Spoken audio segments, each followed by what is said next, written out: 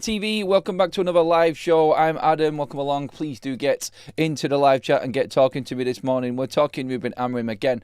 More unrest behind the scenes, it would seem, with certain players that are not performing out of position that RUBEN's got a problem with.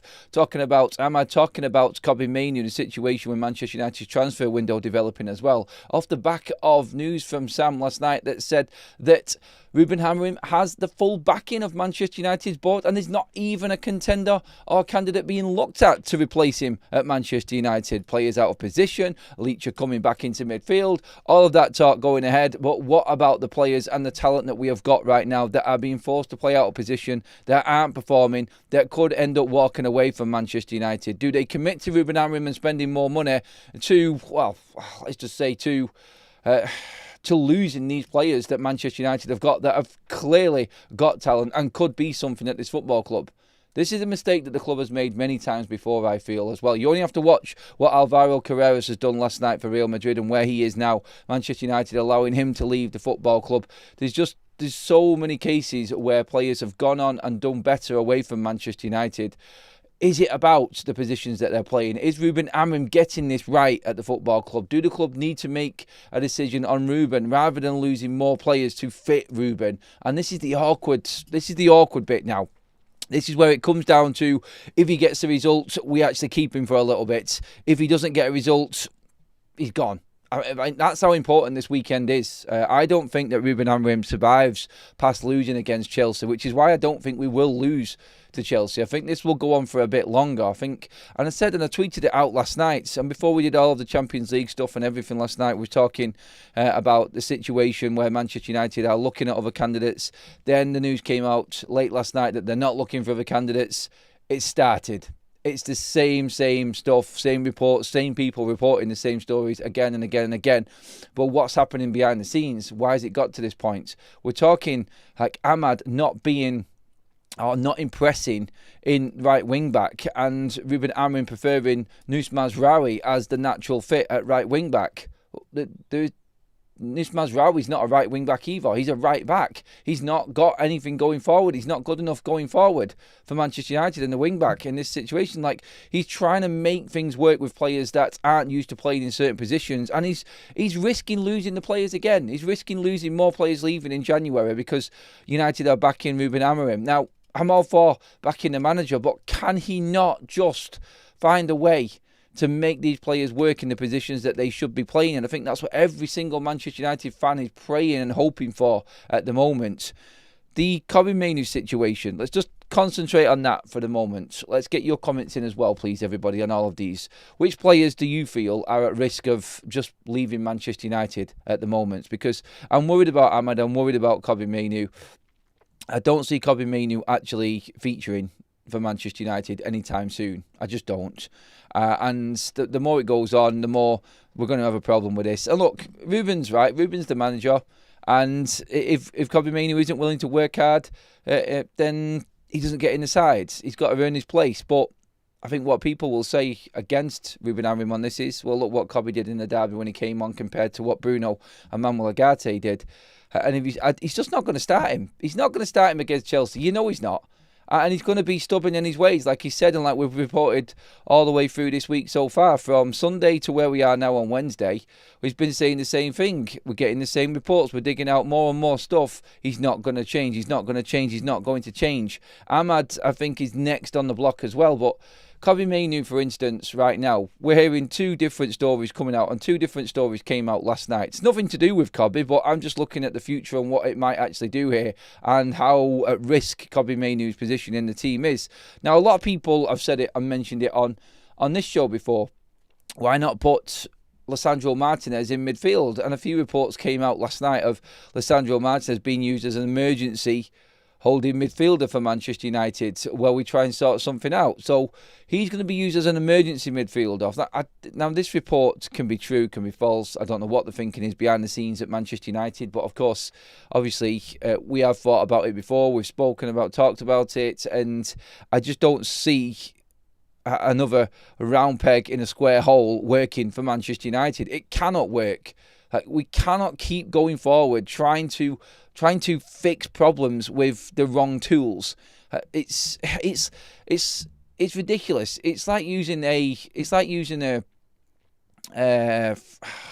I'm trying to think of a different thing. I'm trying to think of a thing. It's like using a flathead screwdriver for a Phillips screwdriver. It's just round pegs, square holes. It's never going to work at Manchester United. We've tried this so many times before, and we've got examples all over the pitch right now. Bruno Fernandes failing at 6. Ahmad failing at wing-back. Azraoui not doing any better at wing-back, even though he's more of a natural right-back than Ahmad, but he doesn't offer us anything going forward. You've got players all over the park, like Luke Shaw getting away with it at centre-back at the moment. It's like he's doing okay, but he's just not good enough. Like, we just seem to be finding a space for him because he's been at the club for so long. And you've got Kobbie Mainoo, who should be in midfield, who's not in midfield, because we're now looking to maybe push Leacher in there as well. Or we're going to go and buy Elliot Anderson. What's the point? What's the point in Kobbie Mainoo fighting for his place, is what some people would say. Look, I've made my point clear about Kobbie Mainoo many times before, and I do think that he needs to knuckle down and prove to Ruben Amorim that he is the right player, but you got the feeling that it doesn't matter what he does. It's just a feeling. It's just how a lot of Manchester United fans are at the moment, looking at the situation. He's not going to start against Chelsea. I'm pretty certain he's not going to start against Chelsea. I'll be surprised. I'll be absolutely made up if he does start against Chelsea, because that will be Ruben Amorim actually thinking about this and going, I have to try something different here, because everything else that we've done so far in this system is just not working. So when you look at the Chelsea game, Kobbie Mainoo coming in, is he the right player to come in? Ruben will probably find an excuse not to play him again, I feel, because he isn't the most athletic getting up and down that pitch, and Chelsea have got one of the most energetic, athletic midfields in the Premier League. They are awesome in midfield. So, again, that's a big problem that we've got to get past there. If United go and sign Elliot Anderson, he's going to replace Kobbie Mainoo, because Bruno's never going to be dropped this season. And Kobbie Mainoo's time at Manchester United is over if Ruben Amorim stays. That, no matter which way you look at it, that's how it seems. And I don't want Kobbie Mainoo to go. I don't want Ruben Amorim to be sacked. But talking about it and looking at it, it's the only way that this is going to develop, and it's the only way that this is going to finish is in one of these two leaving the football club.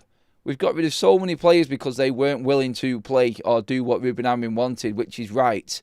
But Ruben Amorim this season, for some reason, is not looking at the obvious for me, and he's not helping himself in the decisions that he's making. And all of the noises and all of the stories that are coming about Leacher, like we said, coming into midfield, about Manchester United going for Elliot Anderson in January, it's like there's no point in Kobbie Mainoo even making an effort, because you know he's going to be gone. And if he did what he did, for instance, just look at it this way. Kobbie Mainoo's half an hour probably warrants him getting a start against Chelsea, because he did more than what Bruno and what Agate did in that game in 30 minutes when they had the majority of the game. Bruno full game, Agate about 80 minutes or something like that. So realistically, he should be playing against Chelsea this week. You would say, wouldn't you? If he doesn't, then you start to think, what's going on behind the scenes? What are the problems? And then all of the speculation, all of the talk just ramps up again, and we start talking about how Ruben Amorim survives and what he does to keep his job at Manchester United. And it just looks like a hapless task. It does, doesn't it? Because I said it yesterday when I tweeted it out. I feel like does anybody else feel like they're trying to defend the manager or support the manager, but it's absolutely pointless. When you want him to survive and he keeps on making the same mistakes and doing the same things, the progression is not there at all. Everybody sees it. Sam C coming out last night and saying that the board are fully backing and they're fully behind Ruben Amorim. Yeah, they're going to come out and say that. And I think that's one of them reports that he's just gone to the club with what's happening. They're fully behind him. There isn't anybody there. There is. That's a load of crap. There is somebody else there. Manchester United have to have a contingency plan. Every business has to have a plan B. You cannot just blindly go through this season now after what's happened so far and what happened last season saying we're fully backing Ruben, it's this or nothing.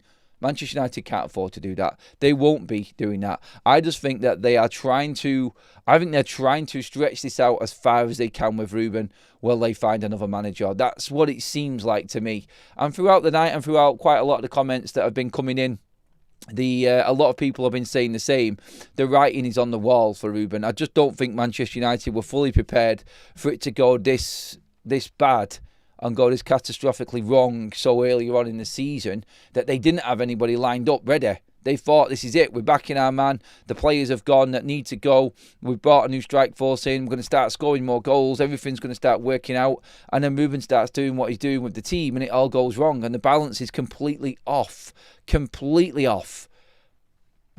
And they're now out of ideas. They're stuck with Ruben Amorim, but the thought of them not actually looking at other candidates right now, are people thinking that there is no one else being thought of behind the scenes to come in and take the Manchester United head coach job, deluded. There's not. Like, Sam can say one thing and the report from the club will say that, yeah, they're fully behind Ruben Amorim. And I bet they are. I bet they want him to succeed. But like we spoke last night when we were talking from what Indy Callie said, and the secret talks about the international break being the end for Ruben Amorim, he has to win the next 3 games, or he has to substantially improve the results in the next 3 games. Otherwise, he's sacked in the October break. You got Alex Crook coming out saying we're not far away now from the players completely giving up on Ruben Amorim. The stories and the leaks coming out. Every single journalist. You had TalkSport, you've had the Daily Mail, you've had the Daily Mirror coming out, you've had Indy Callie coming out, you've had people like Sully talking about the unrest behind the scenes and how stubborn he is and it really affecting the football club. All of the reports around Kobbie Mainoo and what his agency is going to be doing now as well in pushing the agenda around Kobbie not getting game time and being unfairly treated. It's all coming to the surface. United can say what they want, but nobody believes them. Nobody believes that Manchester United are not looking for another manager. It's inevitable. They have to, as a business, be looking for another manager anyway. Ruben needs to change.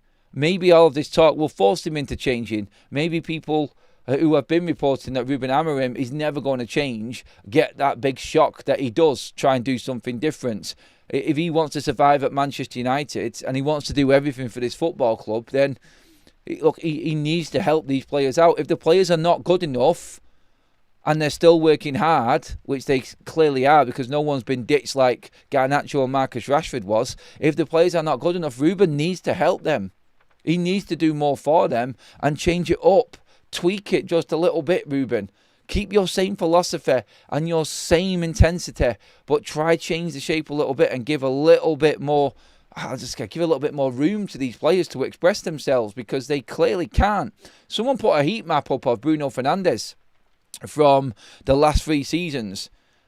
From his time, the last 3 managers. Sorry, in fact. So you had Ole Gunnar Solskjaer, you had Erik ten Hag, and you had Ruben Amorim. And the heat map for Bruno Fernandes and where he was and where he is so effective.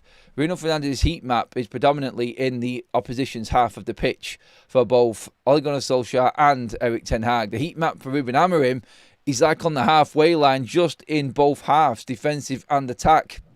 And we can see the problem. He's suffering. He's suffering for what game he can offer, and the team's suffering because he cannot play holding midfielder. It's too much of a job for him. You have to be 100% defensive disciplined, and Ruben's played his whole career as an attacking midfielder, and he's struggling there. He's sinking, and he's sinking fast. So when you've got the most productive, creative, and I would say the best player for Manchester United over the last 5 years, and he is Bruno Fernandes. No matter what anybody else says, he always turns up and he always provides for Manchester United, no matter how bad we are. We always have debates about whether we like him or not, or what he is and what he isn't. But if Bruno Fernandes is shrinking, there is a major problem at this football club, and there's a major problem with the tactics.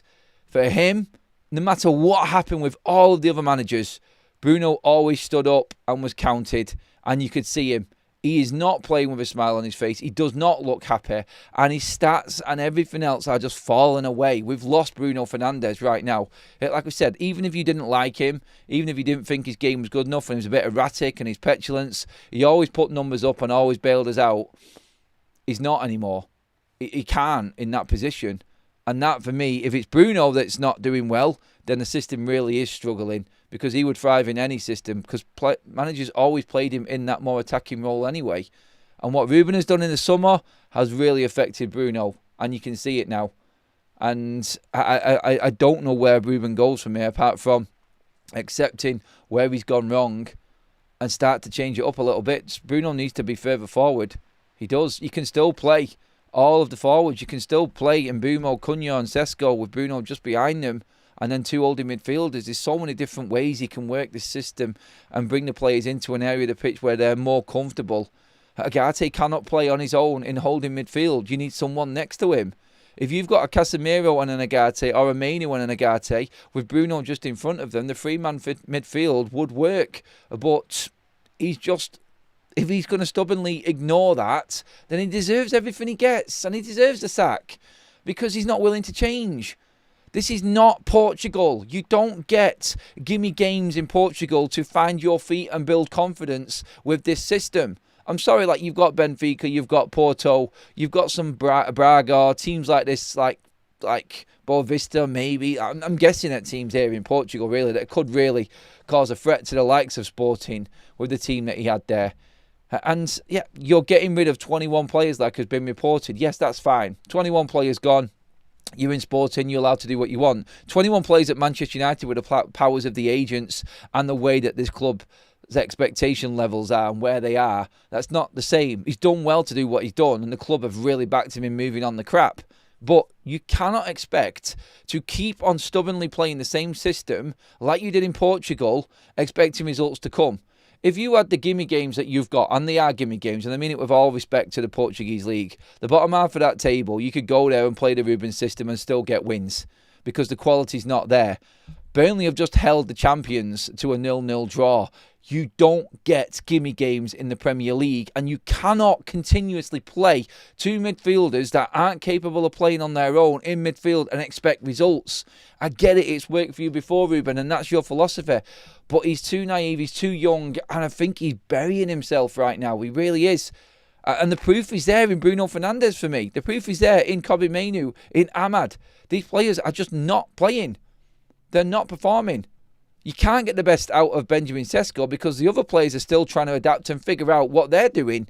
So there's no cohesion, there's no rhythm. It's like Voltemade going into Newcastle. Voltemade going into Newcastle and scoring on his debuts because he's a player going right into a number 9 role with everybody else already knowing exactly what they're doing in the system. You've got Brian Mbeumo, Matheus Cunha and Benjamin Sesko, a new strike force coming in, and a complete...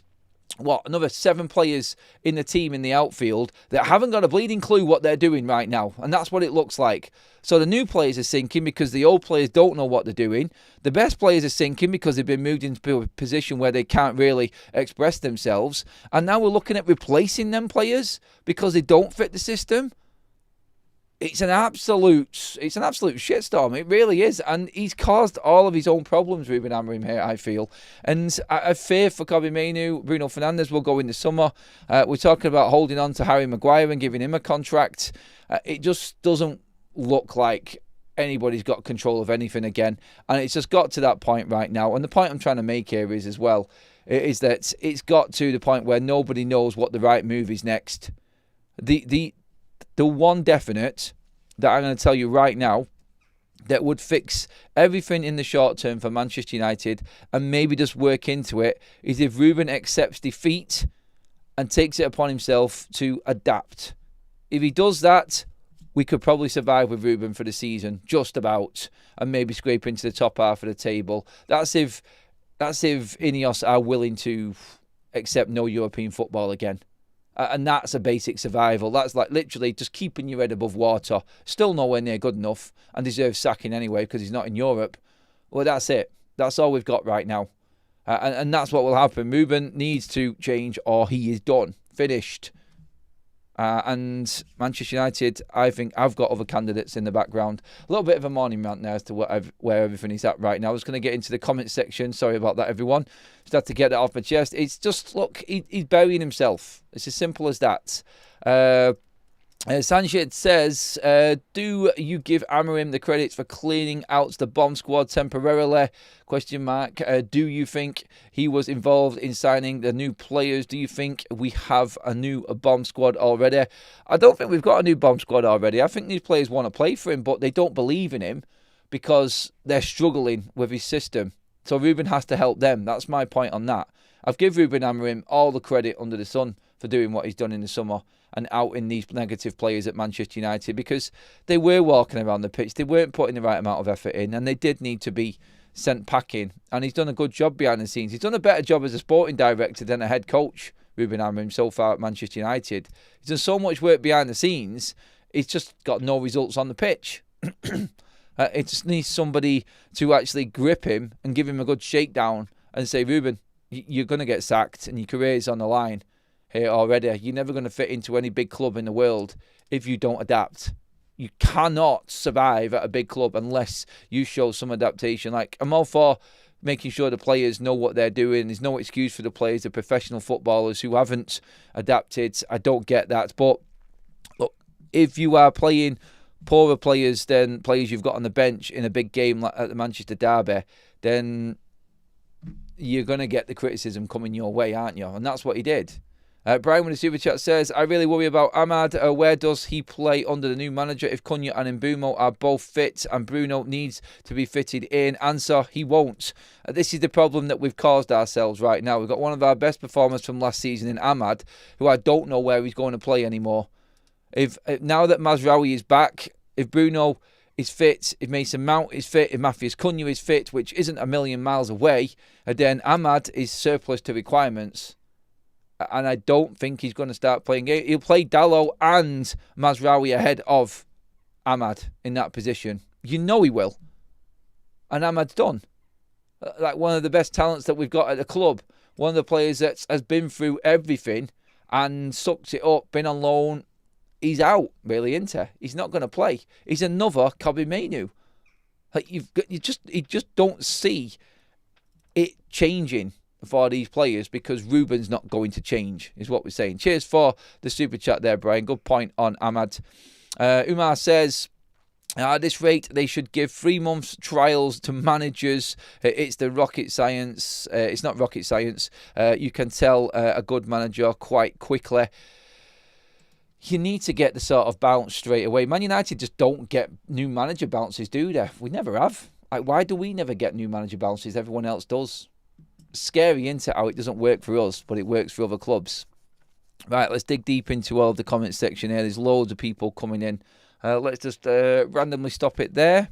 When we bought Cunha, that was your time to cash in on Bruno. We'd be flying now with 2 decent midfielders in there.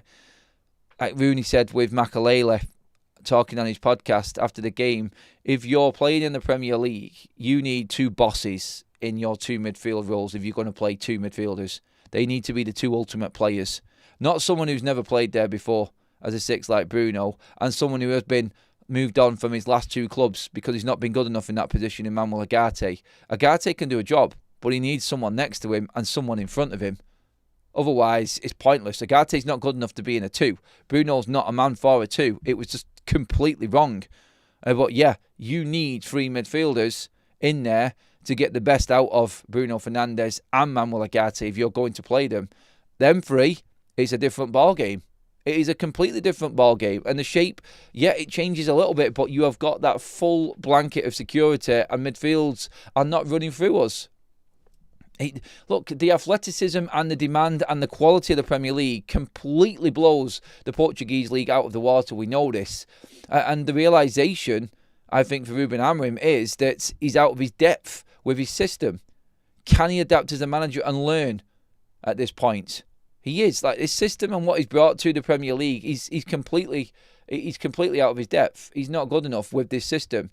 Can he adapt it, though? Yeah, of course he can. All managers change and learn on the job. You have to. Let's not forget, he's still a young manager. All of the other younger managers coming through would have figured this out early doors. It's a learning curve for him as well. But if he's going to ignore it, then he'll never succeed at the highest level in football. He's not going to. What top club is going to take him? Real Madrid, Barcelona, Liverpool, Manchester City, Bayern Munich. None of the clubs are going to take him. None of the big clubs are going to take him unless he adapts right now. Like, he has got a chance at United, but if he's going to keep on this stubborn road and never changing anything, then yeah, I don't see him lasting up until November. because the players clearly have got a problem now behind the scenes. And there's going to be more and more stories come out up until to the Chelsea game. The only thing that's going to stop any stories is if we beat Chelsea. If we don't, just expect the pylon to come in even harder on him. Bruno only play good versus teams like Fulham, Brighton, Brentford. He does nothing in top 6 teams. Well, he does, doesn't he? He does do good in them games. Let's just remember the performances against Liverpool, the performances against Manchester City, what he did in the final against Manchester City. It's a myth, to be honest. And everyone jumping in on Bruno because of what he's done and how he plays, I think it's an easy target right now. But the bigger concern with Bruno, what everybody should be looking at, in my opinion, is the fact that he isn't doing his usual Bruno things because he's been suppressed, because he's stuck. That, I think, is what we should be worried about with Bruno. Not his attitude, not the way he plays, not the games that we think he turns up in and doesn't turn up in. The fact is that Bruno Fernandes will always do a job at some point for Manchester United, no matter what the situation, the manager, or the circumstances we're in. We're right down on our arses right now, and Bruno's nowhere. And that, for me, is the worrying sign. That's the biggest sign of all, that things are not working right at United. We could have saved 73 million if we had kept Erasmus and bought midfielders. Are back here again. I can't believe we're back here again and we can't score goals. I like Benjamin Sesko, I do. I think he will come good for Manchester United, but like I just said, until the rest of the team is flying and hitting all of their levels that they need to and understanding, he's going to struggle. He's going to suffer. We can't get the ball to him because nobody else is fully convinced in the system or where they're playing. You've got your two creative players in Bruno there and Ahmad from last season that are all over the place, playing in different positions already this season and not being able to master one role at the football club. It's like if Eddie Howe sent his team out at Newcastle. You know exactly where every single player is going to play. Honestly, when I see the team sheet again, and this happens with other managers as well at Man United, before RUBEN AMORIM even came in, when I see a Man United team sheet come in, when you get the 1 to 11 down the list, I could not tell you, apart from maybe 4 or 5 players, where they're going to play on that pitch. Liverpool, you know. Newcastle, you know. City, you know. Every single club up there, Arsenal, you know where them players are playing. Ahmad could be here, there, bleeding everywhere. I don't know where Bruno's going to play. I don't know where the centre-backs are going to be. I don't know who's playing at wing-back anymore, who's the preferred wing-back. Is Dorgu going to be left out on the bench because he wants a defensive player in Dallow on the left, who's a natural right-wing player, right-sided player. Mazraoui, who's a defensive full-back, playing as an attacking role, and he can't play there, but he prefers him there over Ahmad because Ahmad's not used to playing there either. Like, oh my God. When you put it all together, it's just absolute carnage. It's carnage, isn't it? And every other club in the league has got it sorted. Even the teams lower down, the promoted teams, all know what they're doing. Leeds know what they're doing. Burnley, like we said, they know what they're doing. Like every single club has got an identity apart from Manchester United. And we're lost right now under RUBEN. We are completely lost. And so are the players. And when we play that way, We'll have some moments where we look good, but because we've still not got that full connection, unless we score a goal first, we're done. We're done. Look at the games. When United have conceded the first goal this season, look at the results. It doesn't take a rocket scientist. Look, if United score first, we get points. Fulham, Burnley. When United don't score first, we lose. Grimsby, Arsenal, City. It's the same. Yeah, you can talk about the mentality of the players, but if they've not got confidence in what they're doing on the pitch or where they're playing, how is their mental attitude to that game going to be? They're going to be all over the place. Stop thinking that the problem is the system. We have such a bad memory. Remember with Erik ten Hag, how many times we made stupid mistakes. We gave away goals because of individual errors. It's the same mentality. Yeah, but if they don't believe in what they're doing or they're struggling because they're not used to a certain role, it's like when Ten Hag played Mazraoui in at 10 instead of Ahmad. Honestly, this is the problem. It started to go wrong for Ten Hag when he started to do stupid things.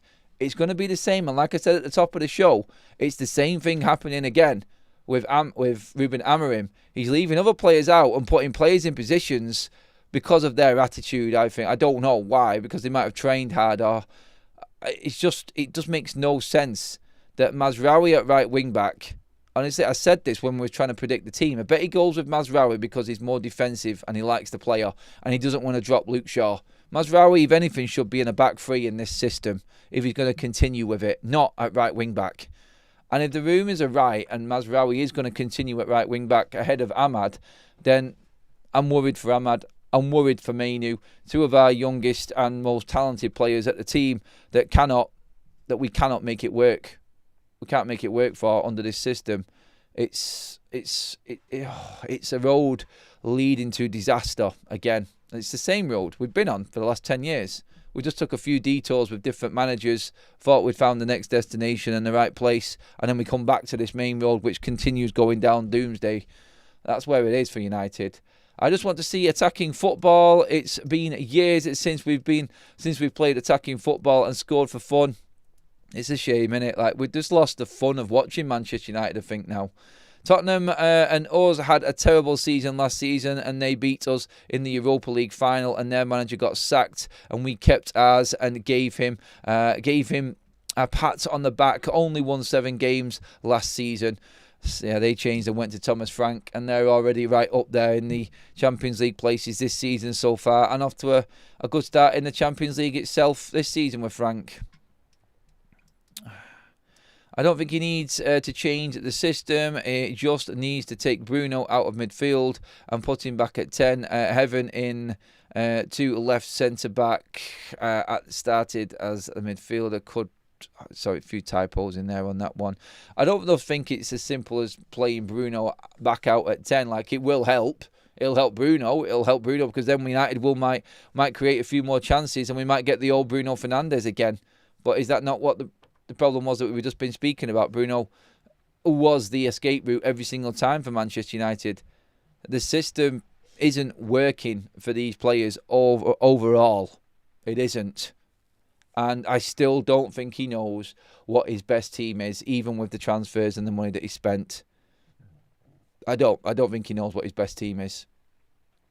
And I think that's the worrying signs. That's the big worry as well in everything. Let me see what else we've got in here. I know there's a lot of unrest in the chat this morning. There's a lot of people debating what's right and what's wrong. Look, just remember, we're all Manchester United fans and we've all got strong opinions about our club. We all want this team to do well. We all want it to be successful. You're going to agree with certain people. You're going to disagree with other people. It's just the way it is when it gets to this point. We know what it's like. We've been here before. And I don't see any quick fix out of it for Manchester United, except maybe allowing the players to express themselves a bit more. Put Bruno in at number 10. You're going to have to drop one of the forwards. This is the worry that I've got. It's like, what was the point in Benjamin Sesko? If Bruno goes back in at 10, then you know for certain it's going to be Bruno, Cunha, and then Mbeumo, and Sesko's going to drop out. And then because of this system, we aren't able to play the players that we brought in this summer, and we aren't able to play the players that really did put a shift in last season, like Ahmad. And that's the worry. That is the big worry that I've got for Ruben Amorim right now. I think he's caused a bit of a mess. Like, there's more reports coming out that the likes of, for instance, like, even if you bring in like the Elliot Anderson transfer news, and then you go to the fact that Shea Lacey's getting even closer to Manchester United's first team, and there could be a chance that Shea Lacey, and it's brilliant news. It is brilliant news, and then I'm absolutely bricking it because I'm thinking, where the hell is Shea Lacey going to play? He's not going to get in the team. You're talking about JJ Gabriel with Ruben Amorim. Where's he going to play? Like, who's going to drop out? He just brought in 2 10s. 2 of the best 10s in the Premier League last season. And they are fantastic players. And I would play both of them players. I would. I'd play Mbeumo and Cunha every single game. I'd play my striker. If you're going to play this system anyway.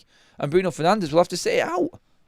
He's going to have to go on the bench and then come on and be used as an impact sub and used in a different way. He's going to have to rotate the 10s. But at the moment, he's just trying to get all of his so-called favourites and best players that he sees in his eyes on the pitch, no matter where they play, and it's to the detriment of the system actually working. It's not going to happen for him. And then the younger players coming through, I'm scared for him. I really am. I don't want any of Man United's academy players coming through at the moment. Not until this first team is settled and sorted and we know exactly what we're doing. You've got so many different ways of changing it up and playing the right system with these players at the moment that's going to work better right now. You've got a 4-3-3, you've got a 4-2-1-3 or 4-2-3-1. Them three systems alone fit what we've got right now, and we can survive. And then you've got to make a decision. The more and more I look at it, the more and more I feel like this transfer window, as good as it's been, and it has been really good with the players we brought in, it's caused a problem for him because of the players that we've already got at the club that are not going to be happy. That's what we're up against now. And I think he has to play his front three. He has to play Sesko, Cunha and Mbeumo, but he's not going to drop Bruno. Them three players deserve to be given a chance. They've been sold the dream, and they've been given the whole story behind it and why they're coming to United. This is the plan. Benjamin Sesko, Matheus Cunha, Bryan Mbeumo. We need these players to all start. I said it before. I don't want any of the younger players coming in right now. He needs to fix it with what he's got in the starting 11 and the first team squad. He's got to get around it. I just don't see a way around it. I mean, get your comments in, everybody. I'm going to come to the chat now on this one just to see where we're at. But my biggest concern out of everything that we've gone through there is Ahmad and Mainu. I don't see a future at Manchester United if Ruben stays. That's my worry in this one. I don't, because I feel when everyone's fit, both of them players miss out because he has to get other players in.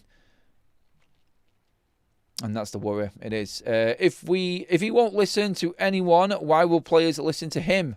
Yeah, delusional is the new Salulu for AMORIM. Delulu is the new Salulu for AMORIM. I don't even know what that is, but it sounded all right. You have to drop Bruno. We have more technical, better players at 10 that keep the ball better. Stephen says, think back to the years gone by and who was in our midfield when we were scoring goals for fun. They were all workhorses. Well, workhorses, a mix and a blend of players that were always willing to do a job and run through brick walls. I could definitely say that. What I'd give to have a Michael Carrick in this team right now. God, I was watching the games last night, the Spurs game, and you had Rooney, Berbatov and Carrick all on the comms section, and it was just like, oh God, remember them days? Remember when we actually had proper players at this football club? Please keep liking the video, everybody. Give it a thumbs up if you're enjoying the content. I know it's not a happy time for Manchester United at the moment.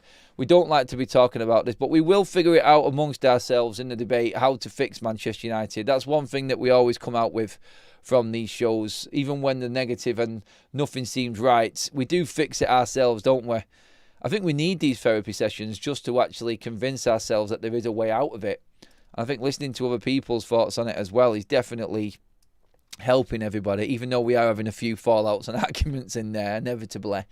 Why all of a sudden, after Arsenal game, beaten in every department, run, tackle, reaction, awareness, caught ball, watching, losing their man, it's obvious they're down tooling again to prove a point. I can't see everyone down tooling, to be honest. Bruno leaving next summer anyway. He is 31 as well, getting on in age. The answer to our problem is very easy to solve. Change the system, play 4-2-2, 4-4-2, play 4-3-3, get a good 6 and a good 8.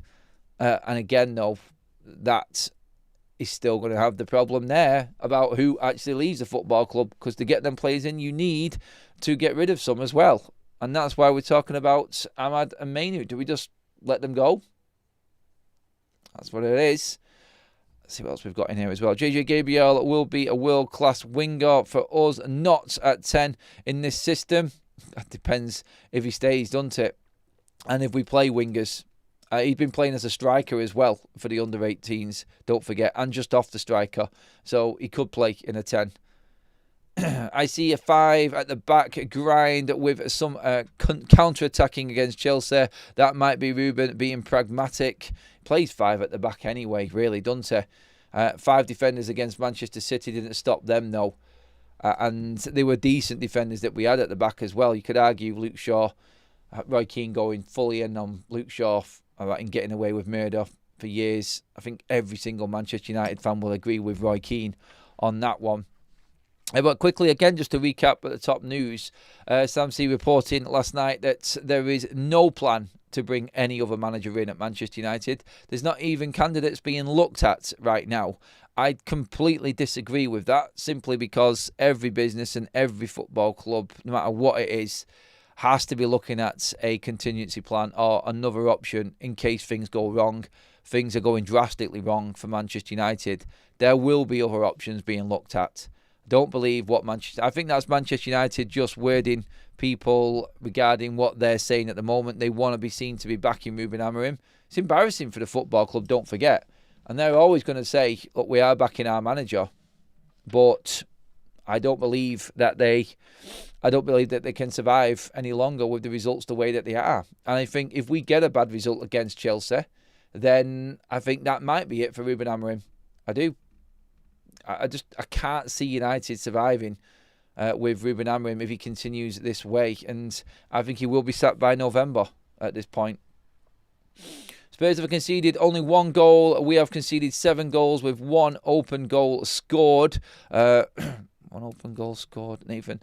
Checking a few more in here. Trying to pick out some interesting ones on Amorim. PC Master Terry says, as long as Amorim understand that sometimes commitment to one philosophy and belief occasionally need some tweaking and adjustment in real life situations, because everything is not perfect. We went live and life and death, I think that's supposed to say, against Burnley, and Liverpool had a field day with Burnley. 17 shots, in my opinion, they scored with the pen, but they had 17 shots. I mean, we had 20 plus shots against Burnley though. I didn't really have a problem with the Burnley game.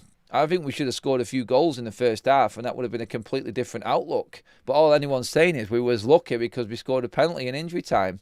The element of luck is there, yeah, but still, we did batter Burnley in that game. Ant says, mark my words, you'll be here in 12 months wanting the next manager sacked. We've tried every type of manager going. They've all failed. Why?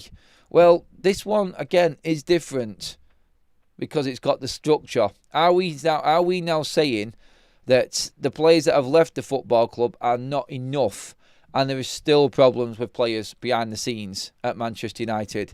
Is this culture just impossible to eradicate from Manchester United unless you sell everybody? This is what we're saying. It's like what Ant is alluding to there can only be the players that are still at the football club.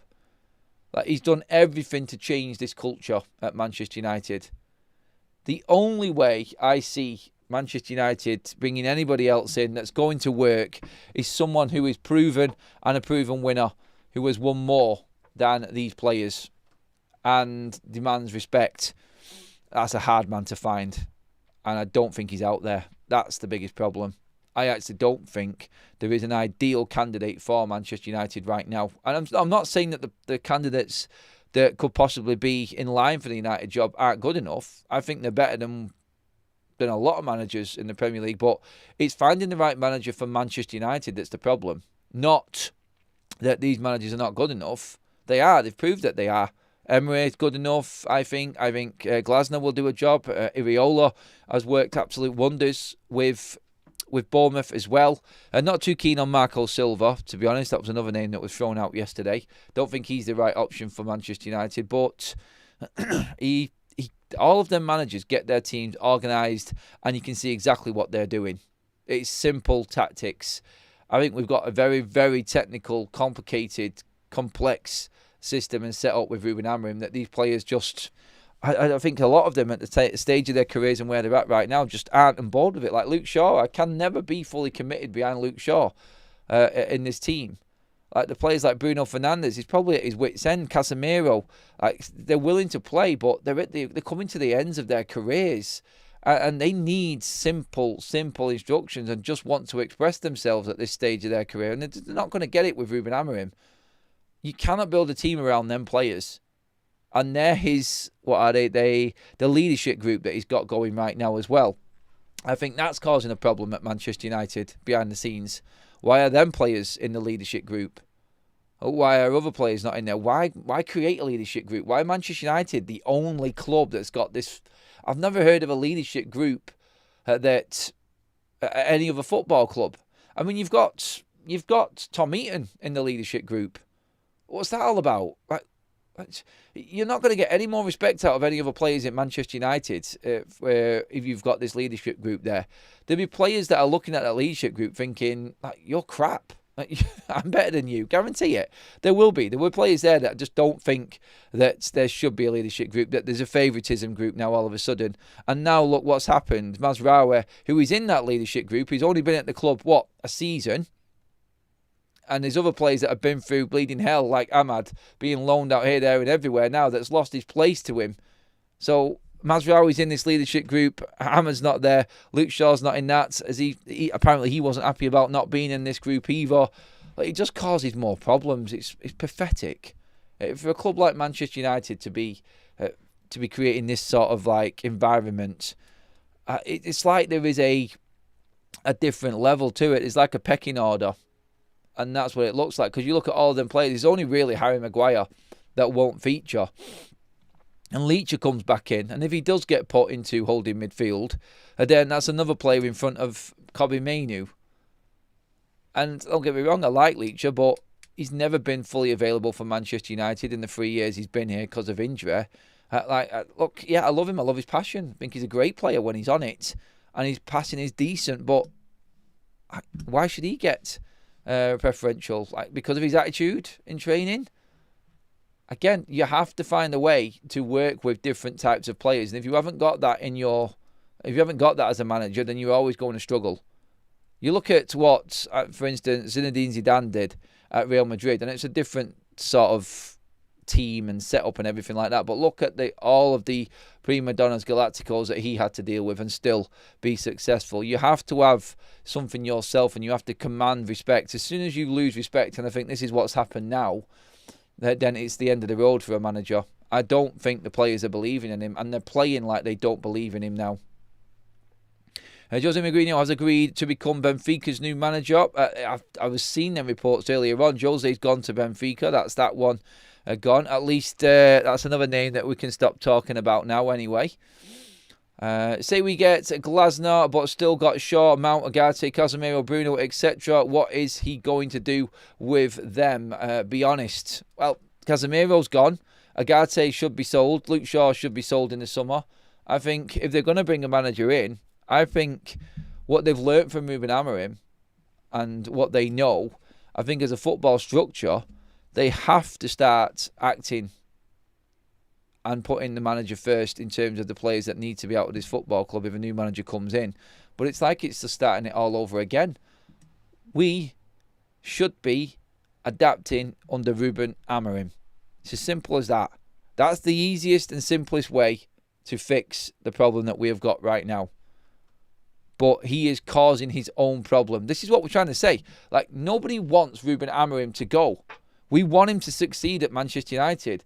But if he's sacking himself, what can we do as a fan base? We can't answer the questions about who comes in, who's the right fit, and what we do with the players. We want RUBEN AMORIM to deal with this as a manager. We're not qualified to do this. We can all give our opinions, but not one Man United fan's going to tell me and convince me what the right option to do is past this point. I don't know what the right option is. All I'm talking about here is what RUBEN's doing wrong and what he can do to probably fix it and get by with Manchester United and try and earn the trust back again of the players, because to me, it just looks like they don't believe in him and they look lost. So I don't know if there is a way back for him from here. But going forward, I'm not going to tell you what the right answer is. I've got no idea. And nobody's got any idea what the right thing is to do for Manchester United. You're kidding yourselves if you think that you know who the right manager is. You do, because you don't know what's going on behind the scenes. All we can hope for is that RUBEN gets the grip with these players. But from what I'm watching, I can only talk of how I feel right now. And how I feel right now is I feel like it's over. I do. But look, maybe sometimes when the chips are down, something happens. I don't know, emergency meetings, a get-together. Something has to change with inside Manchester United. And I think it has to be RUBEN a little bit. He has to have that sort of understanding that not every player is the perfect player. And you have to find a way of making the most out of that player. There has to be... It's not going to work as easy as it is like at Sporting, where you're allowed to get rid of everybody and bring in new players. It's just not going to work. You have to find a way around it. This is what it's like at a big club. There's going to be players that get upset because they're not playing. You have to build an environment where players are acceptant of sitting on the bench because you're at a big club. And I don't know if he's got it in him. I don't. I want him to prove everybody wrong. I do. I really do. And I actually think that Chelsea's probably the perfect game for him to go into this weekend. Straight off the back of their Champions League night tonight. By the way, we're going to be doing a watch-along for the Chelsea-Bayern Munich game on Football Talks again tonight, everybody. That's coming straight after the evening show we're on for Every Night TV. So make sure that you're there, everyone, later on again. Cal says, agreed with those senior players, all need to go. Bruno, Shaw, Maguire, Dalot, dressing room leaders need to go under AMORIM or a new manager. Well, this is it. Can we get through to the transfer window in the summer? Because that's the only chance United have got of getting rid of them players. That would be a significant change for me. And that would give me hope that maybe we can make a fresh start under AMORIM.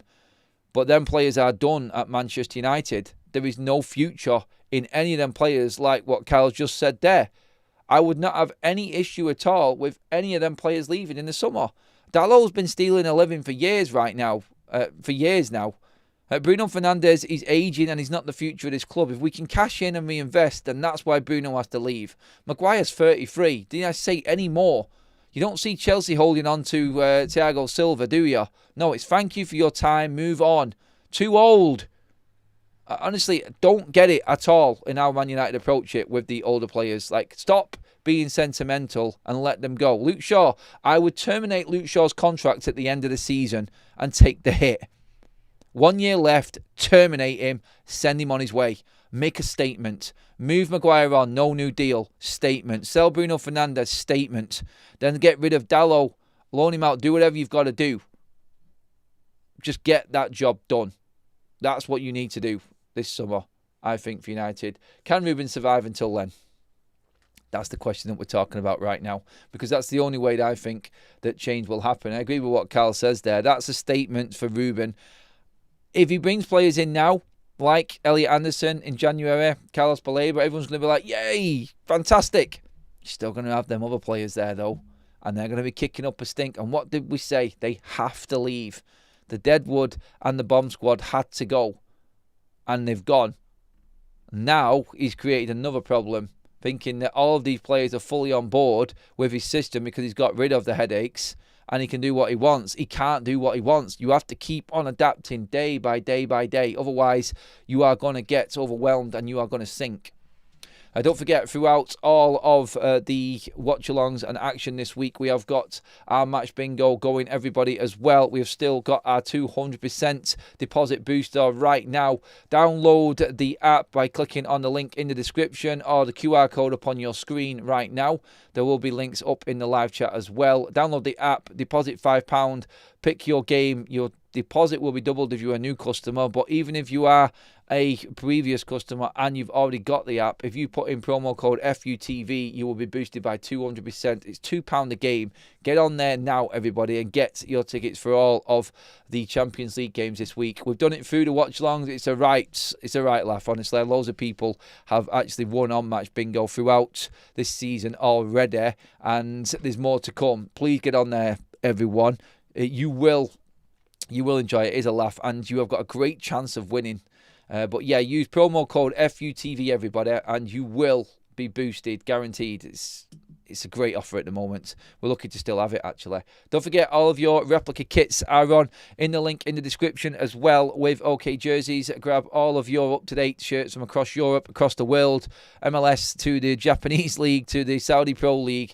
All of the retro international kits as well ahead of the World Cup coming up this summer. Christmas is coming. Grab yourself some bargains now. Use Adam in the promo code. Just the name Adam in the promo code. Get some more discount off. You could get any shirt and kit you want for as little as 13 quid. So you might as well go and pack up, stack up for Christmas, everybody, and get on it now. That's it for today, everyone. Thank you so much. I will be back later with all the updates as usual. Sorry it's so somber and downbeat, but that's just the way it is at United at the moment. We can't ignore the news if it's negative. We've got to talk about it, and we are doing that. Thank you for your patience throughout the show, everyone. We'll be back later on. Like I said, please give the video a like. Thank you, mods. Thank you all the super chats as well. Yeah, we move on and we go again, as they say. We're getting closer to the Chelsea game. We need some more football, don't we? Or do we? Do we need to see United play again at the moment? Well, anyway, let's see.